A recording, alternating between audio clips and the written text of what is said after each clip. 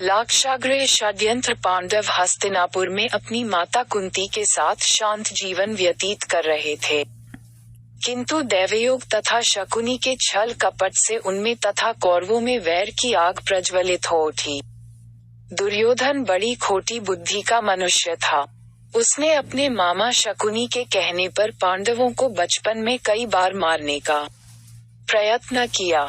युवावस्था में आकर जब गुणों में उससे अधिक श्रेष्ठ युधिष्ठिर को युवराज बना दिया गया तो शकुनी ने लाक्ष के बने हुए घर में पांडवों को रखकर आग लगाकर उन्हें जलाने का प्रयत्न किया, किंतु विदुर की सहायता से पांचों पांडव अपनी माता के साथ उस जलते हुए घर से सकुशल बाहर निकल गए।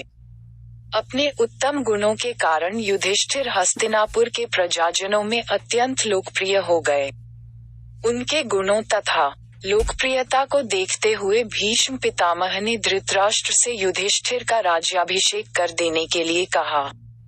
दुर्योधन नहीं चाहता था कि युधिष्ठिर राजा बने, अतः उसने अपने पिता धृतराष्ट्र से कहा, पिताजी, यदि एक बार युधिष्ठिर को राज सिंहासन प्राप्त हो गया तो ये राज्य सदा के लिए पांडवों के वंश का हो जाएगा और हम कौरवों को उनका सेवक बनकर रहना पड़ेगा।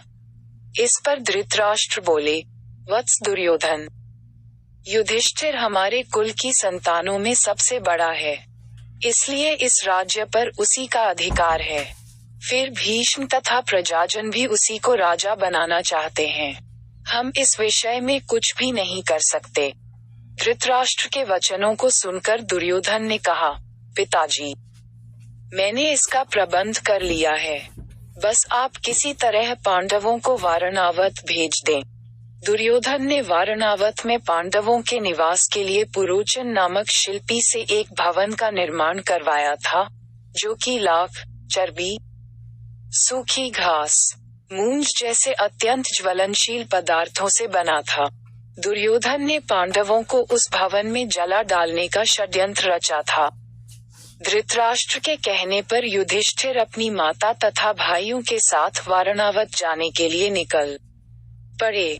दुर्योधन के षड्यंत्र के विषय में विदुर को पता चल गया, अतः वे वारणावत जाते हुए पांडवों से मार्ग में मिले तथा उनसे बोले, देखो, दुर्योधन ने तुम लोगों के रहने के लिए वारणावत नगर में ज्वलनशील पदार्थों से एक भवन बनवाया है, जो आग लगते ही भड़क उठेगा। इसलिए तुम लोग भवन के अंदर से वन तक पहुंचने के लिए एक सुरंग अवश्य बनवा लेना, जिससे कि आग लगने पर तुम लोग अपनी रक्षा कर सको। मैं सुरंग बनाने वाला कारीगर चुपके से तुम लोगों के पास भेज दूंगा। तुम लोग उस लाक्षागृह में अत्यंत सावधानी के साथ रहना। वारणावत में युधिष्ठिर ने अपने चाचा विदुर के द्वारा भेजे गए कारीगर की सहायता से गुप्त सुरंग बनवा लिया।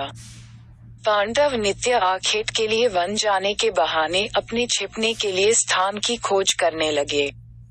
कुछ दिन इसी तरह बिताने के बाद एक दिन युधिष्ठिर ने भीम से कहा, भीम, अब दुष्ट पुरोचन को इसी लाक्षागृह में जलाकर हमें भाग निकलना चाहिए। भीम ने उसी रात्रि पुरोचन को किसी बहाने बुलवाया और उसे उस भवन के एक कक्ष में बंदी बना दिया। उसके पश्चात भवन में आग लगा दी और अपनी माता कुंती एवं भाइयों के साथ सुरंग के रास्ते वन में भाग निकले। लाक्षागृह के भस्म होने का समाचार जब हस्तिनापुर पहुंचा तो पांडवों को मरा समझकर वहां की प्रजा अत्यंत दुखी हुई। दुर्योधन और धृतराष्ट्र सहित सभी कौरवों ने भी शोक मनाने का दिखावा किया और अंत में उन्होंने पांडवों की अंत्येष्टि करवा दी। अगर आपको वीडियो अच्छा लगा तो सब्सक्राइब करें और शेयर करें एजुकेशन स्टोरी।